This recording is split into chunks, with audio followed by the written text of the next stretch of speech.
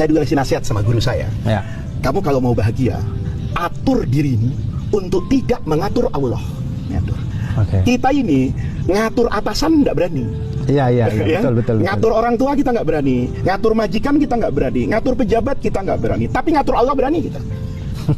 Lihat ya, Abdul. Kapan kita ngatur Allah? Ketika kita punya keinginan dan doa. Nih, ini kalau kita rangkai tiga nih ya. Atur dirimu untuk tidak mengatur Allah. Allah tidak pernah tidak menjawab doamu, tapi kamu selalu kecewa dengan permintaanmu, bukan doamu, permintaanmu. Ini kalau dua kunci ini kita bisa jalani, maka yang ketiga, kita akan selalu melihat apa yang menjadi takdir kita itu sebagai pemberian yang paling agung dari Allah. Kita mulai langkah yang pertama. Atur dirimu untuk tidak mengatur Allah. Kita melihat ada orang kerja banting tulang, tahu-tahu nggak dapat apa-apa dia. Ya, saya sering naik taksi ya bro. Sahabat saya itu banyak sekali supir taksi. Itu setiap hari handphonenya dia jaga. Dia selalu berposisi agar GPS ketika itu di tempat yang ramai. Nggak dapat. Dia sedih begitu maghrib saya naiki. Kenapa pak kok sedih? Waduh Gus, saya belum sampai target. Ada orang yang muter-muter dekat saja di Mega Kuningan tuh muter-muter aja. Sore itu ceria betul. Saya tanya, Bapak kok banyak senyum ini? Alhamdulillah, yang naik tadi itu argonya hanya 15.000. Tapi rata-rata ngasih 30.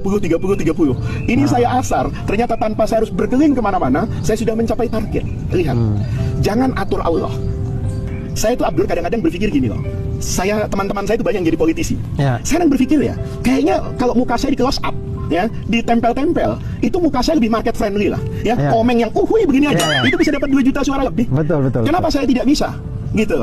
Ada banyak hal dalam hidup ini Abdul yang tidak mustahil untuk saya dapatkan, tetapi saya tidak bisa mencapai itu. Kenapa? Sederhana, itu bukan takdir saya, itu bukan bagian saya. Allah tahu sumurmu bukan di situ. Kalau sudah seperti itu Abdul, hidup kita tenang. Ya, kita jalani ini saja. Syukuri apa yang ada. Iya. Kalau Anda melihat ada orang lain mendapatkan kenikmatan, jangan lihat nikmat yang Allah berikan kepada dia. Jangan-jangan ada banyak hal yang hilang dalam hidupnya. Ada orang punya kamar yang mewah tapi tidak bisa tidur, karena sejatinya kita cuma mampu membeli kasur, tapi kita tidak bisa membeli tidur. Tidur itu bukan hak prerogatif kita, itu karunia dari Allah.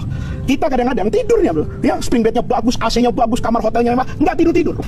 Ada orang di samping rel kereta api itu, ya, komuter lain tuh lewat tiap menit dia puas. Ada orang yang di kantongnya Abdur punya uang miliaran tidak bisa tertawa. Ada teman kita sudah tidak bayar kos-kosan 5 bulan, istrinya ngomel terus, janda lewat masih bisa dilirik dan tertawa dia.